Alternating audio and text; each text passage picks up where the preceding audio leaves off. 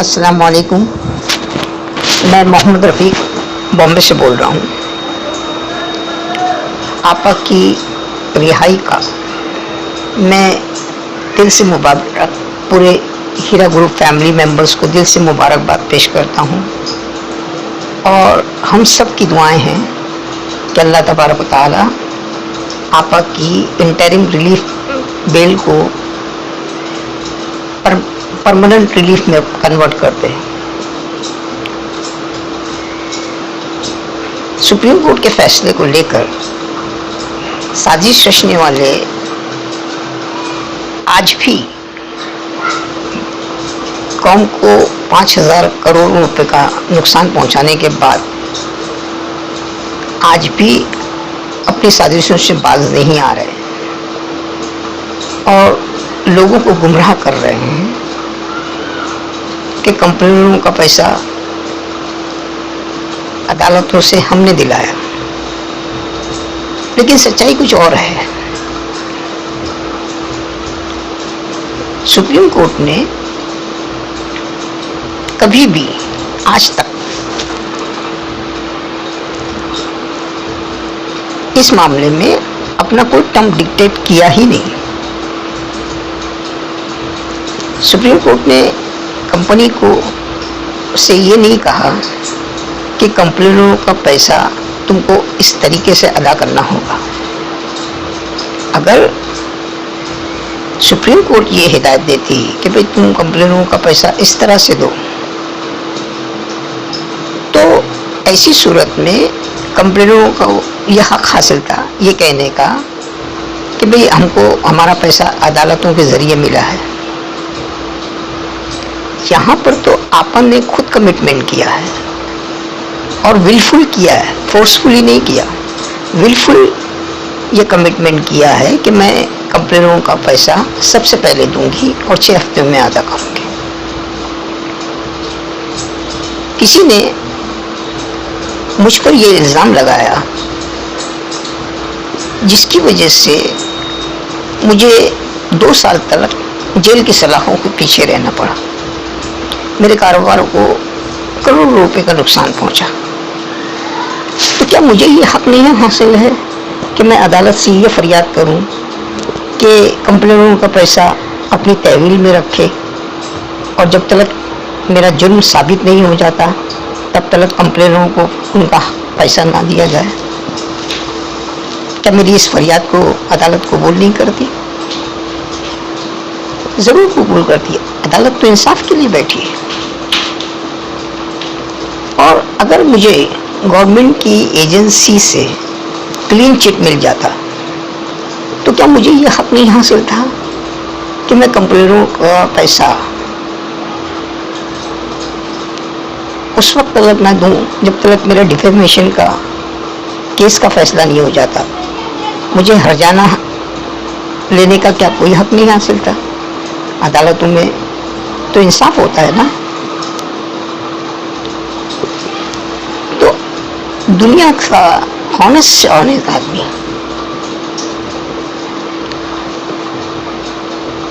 जिसकी हॉनेस्टी की लोग कसमें खाते हैं, वो भी आपा की जगह होता तो कंप्लेनों का पैसा डूब जाता था। क्योंकि पहले ये केस चलता था कि मैं गुनहगार हूँ या बेगुनाह हूँ। अब अगर मैं बेगुनाह होता था तो डिफेमेशन का केस 10-15 साल चलता था। तो at the end of the day जो पैसा मैंने अदालत में जमा करवाया वो पैसा मुझे वापस रिफंड हो जाता था। तो 15 साल बाद कंपनियों के हाथ में क्या आता? बाबा जी का ठुल्लू। आज आपा की सिला रहमी का ये आलम है कि वो लोग जिन्होंने आपा को जख्मों से लहू लहान कर दिया, आपा सबसे पहले उन्हीं के जख्मों पर मरहम रखने की बात कर रही है। मैं एक कंपनी का सपोर्टर हूँ। फर्ज करो मेरी किसी मजबूरी के तहत मैं अपने 1 लाख में से 50,000 रुपया विड्रॉ करना चाह रहा हूँ, तो कंपनी मुझे मेरा पैसा 6 महीनों में दे रही है और कंप्लेनरों को उनका पैसा 6 हफ्तों में दे रही है। तो मैं कहाँ खड़ा हूँ और कंप्लेनर कहाँ खड़े हैं? तो किसी दुश्मन के साथ इस तरह की सिला रहमी का कोई एक मिसाल मेरे सामने लाके पेश करूं। कंप्लेनरों ने कंप्लेन किया, ये उनका बुनियादी हक था। कंपनी की देने की नीयत ना होती तो वो गुनहगार थी। आज जब कंपनी के पास पूरा मौका है उनका पैसा डुबाने का और अदालत भी उसका साथ देती थी, उस वक्त कंपनी ने नहीं डुबाया तो उस पहले क्यों डुबाते थे? तो इन्वेस्टरों को कंप्लेन करने पर वर्गलाया गया और कंपनी को आपा को कंप्लेनरों का पैसा देने से रोका गया। ये एक साजिश थी। इस साजिश के तहत कौम को 5,000 करोड़ रुपए का नुकसान हो गया। उसका जिम्मेदार कौन? ये कंपनी एक साजिश का शिकार हुई। साजिश रचने वाले अपने आप को दुनिया का सबसे दानिश्वर समझ रहे थे और पूरी दुनिया को बेवकूफ समझ रहे थे। उनके इस भ्रम ने कंप्लेनर को, इन्वेस्टरों को और कंपनी को, तीनों को बर्बाद कर दिया। इन्वेस्टरों की और कंपनी की कश्ती किनारे पर लग गई और अनकरीब था कि कंप्लेनर डूब जाते और आखिरी मोमेंट में आपा ने कंप्लेनरों को अपना हाथ दे दिया और उनको डूबने से बचा लिया।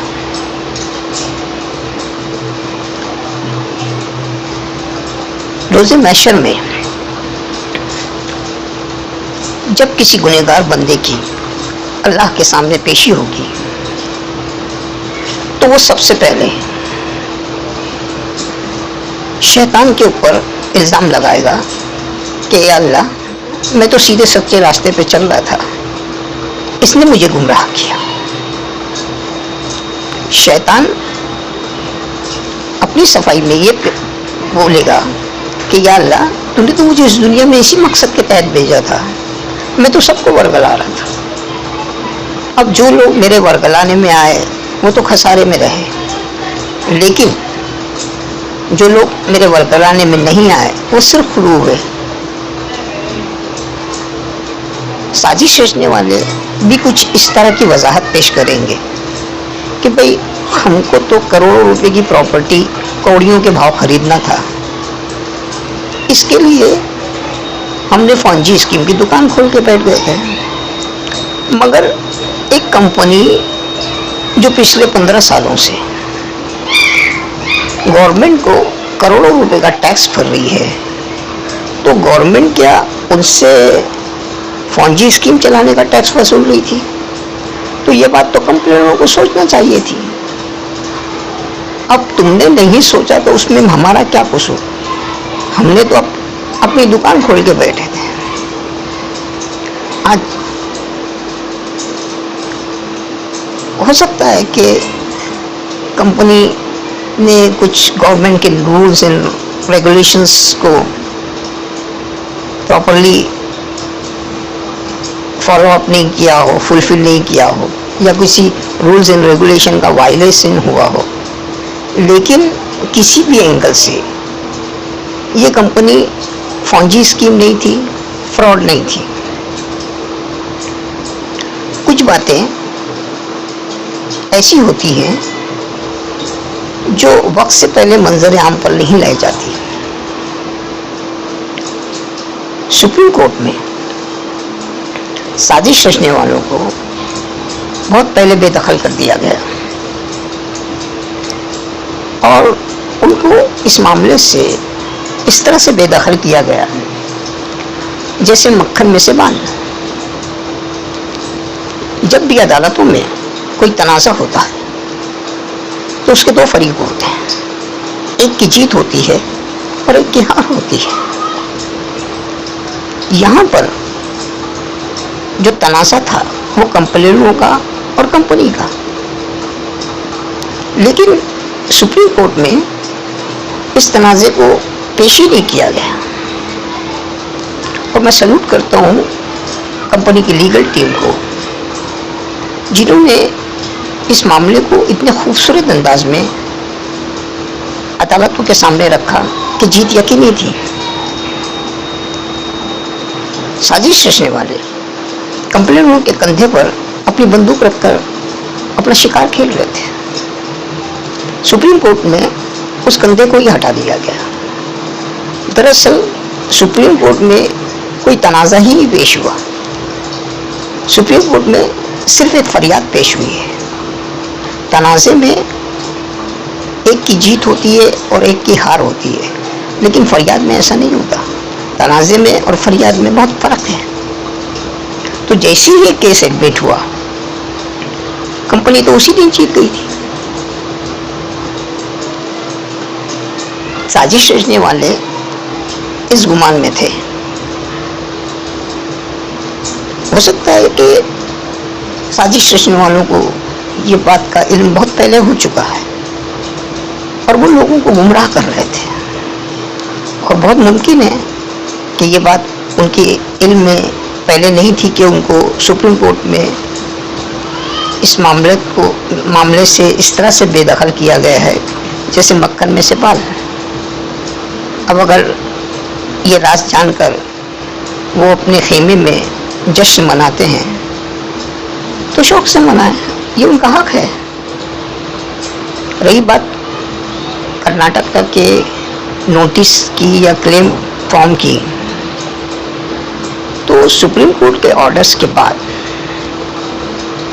इस तरह का कोई भी फॉर्म या कोई भी क्लेम फॉर्म की हकीकत सिर्फ इतनी सी है कि क्लेम फॉर्म भरने का, उसकी तावीज़ बनाने का और उसको तकिए के नीचे रख के सोने का, सुनहरे ख्वाब आएंगे।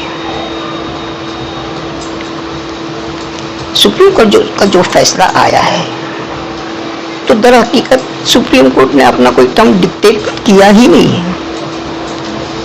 सिर्फ उसने रिस्पोंडेंट्स के आर्ग्यूमेंट्स का जिक्र किया और पिटिशनर के जो कमिटमेंट है उसका जिक्र किया। अपना कोई टर्म डिक्टेट नहीं किया, सिर्फ एक ही टर्म डिक्टेट किया है, और वो ये है कि अगर तुम अपने कमिटमेंट में फेल हो गए तो वापस से तुमको जेल की सलाखों के पीछे जाना पड़ेगा, और अगर तुम अपना कमिटमेंट में कामयाब हुए तो हमको तुम्हारे कारोबार करने पर किसी भी तरह का कोई एतराज़ नहीं, उस वक्त तक जब तक कि कोई दोबारा शिकायत हमारे दरवाजे पर नहीं आती। अब जिस कंपनी ने पिछले 15 सालों में कंप्लेनरों, इन्वेस्टरों को कभी शिकायत का मौका नहीं दिया, तो वो आगे क्यों देगी? इसका मतलब ये हुआ कि जैसा फैसला हम चाहते थे वैसे ही हुआ है, और कंपनी पहले से ज़्यादा उरूज पर आने वाली है। अब ये फैसला, सुप्रीम कोर्ट का जो फैसला आया है, वो ऐसे ही नहीं आ गया। अल्लाह की मदद है, मजलूमों की दुआएं हैं और हमारी जद्दोजहद। आज कम व बेश कौम को 5000 करोड़ रुपए का नुकसान हो गया। इन 2.5 सालों में इन्वेस्टरों को जो डिविडेंड मिलने वाला था, 1,70,000 इन्वेस्टरों को जो डिविडेंड मिलने वाला था, वो तकरीबन 2,500 करोड़ था, और उतना ही मुनाफा कंपनी को भी होने वाला था। कंपनी अपने मुनाफे को कौम की फलाह और बहबूद पर खर्च करने वाली थी, रिफाई कामों में खर्च करने वाली थी, और इन्वेस्टर अपनी बुनियादी ज़रूरतों को पूरा करने वाले थे। आज इन्वेस्टरों का जो 2.5 सालों में जो उन्होंने तकलीफ़ें झेली, जो अज़ियतें झेली, इतनी परेशानियां हुई, इतनी तबाहियां हुई, उसको लफ्ज़ों में बयान नहीं किया जाता, उसको सिर्फ महसूस किया जा सकता। आज कोई कहता है, आज मेरा कंपनी में 1 लाख रुपए का इन्वेस्टमेंट था, कंपनी 2.5 सालों में मुझे 90,000 का मुनाफा देने वाली थी, जो मुझे नहीं मिला, जिसकी वजह से मैं 50,000 रुपये के कर्जे में आ गया। अब उस कर्ज को अदा करने के लिए मैंने कंपनी से 1 लाख रुपया मेरा इन्वेस्टमेंट है, उसमें से 50,000 विड्रॉ किया और वो कर्जा चुकाया। तो मेरा इन्वेस्टमेंट 1 लाख से घट के 50,000 हो गया। तो मेरा ये खसारा कभी ज़िंदगी में पूरा नहीं कर सकूँगा मैं। आज जो लोग ये कहते हैं कि भाई ये जायज़ है, नाजायज़ है, हलाल है, हराम है, तो उलमाओं की एक टीम को जमा किया जाए और मुझे सिर्फ 10 मिनट का मौका दें। 10 मिनट के अंदर मैं आलिम दीनों के सामने इस कंपनी के कारोबार को रखूँगा और 10 मिनट के अंदर इंशाअल्लाह सुम्मा इंशाअल्लाह 10 मिनट के अंदर तमाम उलमाओं का मुत्तफ़क़ा फ़ैसला ये होगा कि ये जायज़ है, हलाल है और उसमें 1 रुपया हराम नहीं। अब अगर कुछ लोग अपने ज़ाती मफाद के लिए एक हलाल रोज़ी को हराम अपने अक्ल से हराम साबित करने की कोशिश करते हैं, तो ऐसे लोगों के साथ बहस मुबाहिसा करके वक्त ज़ाया होने का। आज इस साजिश का सबसे दर्दनाक पहलू जो है वो ये है कि कौम को 5,000 करोड़ रुपए का नुकसान हो गया और इससे किसी को 1 रुपये का फ़ायदा नहीं मिला, ना इन्वेस्टर को, ना कंपनी को, ना कंप्लेनर को और ना ही साजिश रचने वालों को। अब अगर इस मुल्क का कानून कंप्लेनरों को कौम के साथ गद्दारी करने के जुर्म में फांसी की सज़ा सुना देती है, तो वो सज़ा बहुत छोटी होगी। आज इनको दरगुजर किया गया, माफ़ किया गया, तो आज हीरा गोल्ड है, कल कोई दूसरी कंपनी होगी, परसों तीसरी कंपनी होगी, और हद तो ये कि वो सब मुसलमानों की कंपनी होगी। अल्लाह ने जब भी कोई बंदा छुप के गुनाह करता तो अल्लाह ने उस बंदे के लिए तौबा के दरवाजे मरते दम तक खुले रख छोड़े कि तुम गुनाह करो, सच्चे दिल से तौबा करो, मैं माफ़ करने वाला हूँ। लेकिन वो गुनाह जो खुलकर किए जाएं, एलानिया तौर पर किए जाएं, उसकी सज़ा मुंतखब कर रखी है। चोरी किया, हाथ काट दो, ज़िना किया, गर्दन उड़ा दो, नो कॉम्प्रोमाइज, ताकि उसके अंजाम से दूसरे इबरत हासिल करें और ये समाज बुराइयों से दूर रहे। आज वक्त आ चला है कि हम इनके खिलाफ जंग का ऐलान कर दें। अल्लाह की मदद हमारे साथ है। हमारे पास 1,70,000 की फौज खड़ी है। अगर अल्लाह की इस नियामत से हमने फ़ायदा नहीं उठाया तो हमसे बड़ा बदनसीब कौन। पहले हम डिफेंस जोन में थे तो हमारे कुछ लिमिटेशंस थे, लेकिन अब हम अटैक जोन में आ चुके हैं। इसके लिए जब भी दुश्मन पे कोई वार होगा तो वो पलटकर हमको उसका जवाब नहीं दे सकेगा, और अगर पलट कर उसने जवाब भी दिया तो उसका जवाब ऐसा होगा जैसे पटाखा, और हमारा सवाल ऐसा होगा जैसे एटम बम। तो मंजिल हमारे सामने है, सिर्फ हौसलों की और इरादों की ज़रूरत है। 1,70,000 की फौज इनकी ज़िंदगी में इतना बड़ा सुनामी लेकर आएगी जिसका इन्होंने कभी ख्वाब में भी तस्वुर नहीं किया। और इंशाल्लाह जीत हमारी ही होगी। और आने वाली नस्लें इनके अंजाम से इबरत हासिल करेगी। लेकिन अगर हम लोगों ने इनको बख्श दिया तो अपने आप को और अपनी कौम को हलाक होने से हम कभी नहीं बचा सकेंगे और आने वाली नस्ल हमको कभी माफ़ नहीं करेगी।